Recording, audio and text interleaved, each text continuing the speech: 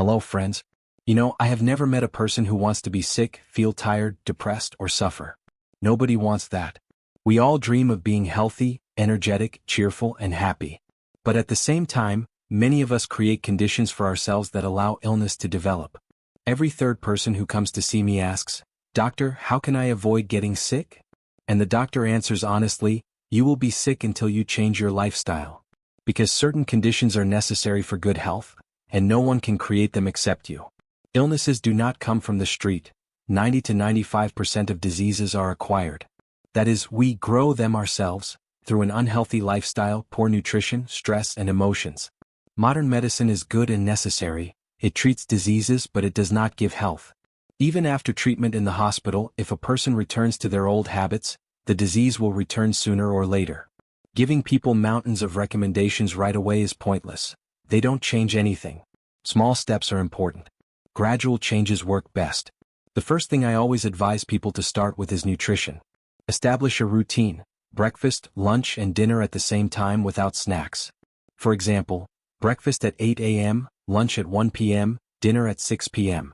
When people get used to this routine, even those who couldn't eat breakfast before start to feel hungry in the morning and enjoy eating.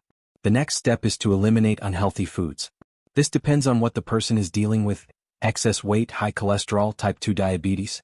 I advise reducing saturated animal fats, but not eliminating them completely, rather alternating.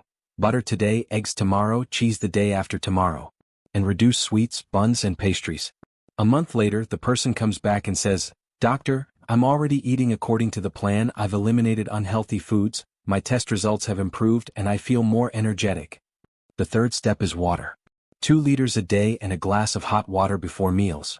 After 3 months, the body changes, and sometimes even doctors reduce medication because it starts to work better. Next is exercise. You don't need to train for an hour, 15 minutes a day is enough. That's 100 hours in a year. You can just walk, do squats or push-ups at home. Gradually, it becomes a habit and you feel much better without any gym memberships or exercise equipment. So, in small steps, in 6 months or a year, a person completely changes. This is the power of small things. You can't start a new life on Monday and expect a miracle. We quickly give up and forget. But small habits are real and long-lasting. This idea works not only for health. Want to learn a language? 15 minutes a day and in a year you will be speaking confidently. Want to do the splits? 15 minutes of stretching every day and you will see results. All limitations are only in our heads. At first, you will have to force yourself, but then it will become a habit.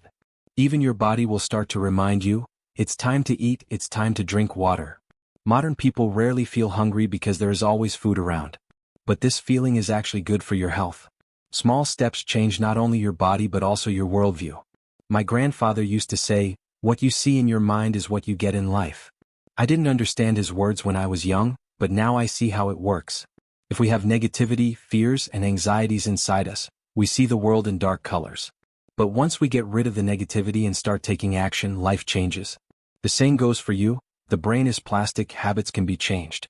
Start with small things and you will see how your body, health, mood, and life will change. Be healthy.